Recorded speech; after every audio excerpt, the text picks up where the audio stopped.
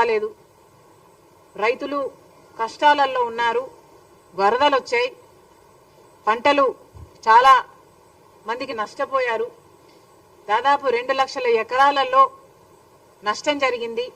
కనీసం రైతు 15,000 రూపాయలైనా ఎకరాకు ఖర్చు పెట్టుకున్నాడు.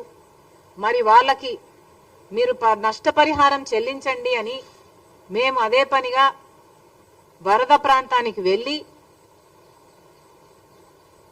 నీళ్ళ నెక్ డీప్ వాటర్లోకి దిగి మరి హైలైట్ చేసినా కూడా చంద్రబాబు గారి కంటికి కనిపించలేదు.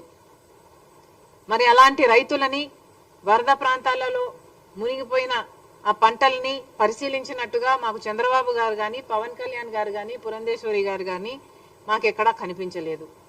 సరే, మీరు పర్యటించకపోయినా కూడా మేము పర్యటించాం కాబట్టి మేము చెప్తున్నాము, మీరు కనీసం రివ్యూ అయినా పెట్టి ఎంతమంది నష్టపోయారో అంచనా వేసి కనీసం 15,000 అయినా ఇవ్వండి అని మేము కోరటం జరిగింది. మీరేమో 3,000 ఇస్తామని చెప్పారు. ఆ 3,000 ఎక్కడికి సరిపోతుంది, ఎవరికి సరిపోతుంది? ఒకసారి ప్రభుత్వం ఆలోచన చేయాలి. ఏది అడిగినా ఈ మధ్య చంద్రబాబు గారు మాటకు ముందే డబ్బులు లేవు, గత ప్రభుత్వం అప్పులు చేసి వెళ్ళింది అంటున్నారు.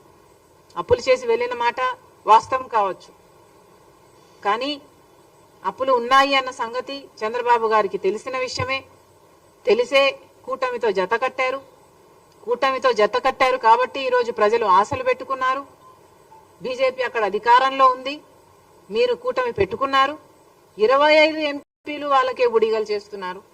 కాబట్టి అక్కడ నుంచి డబ్బులు తెచ్చే బాధ్యత కూడా చంద్రబాబు గారిదే. ఇలా ప్రతిదానికి డబ్బులు లేవు అనకుండా చంద్రబాబు గారు ఏం చేస్తారో, ఎలా చేస్తారో ఏదో ఒకటి చెయ్యాలి.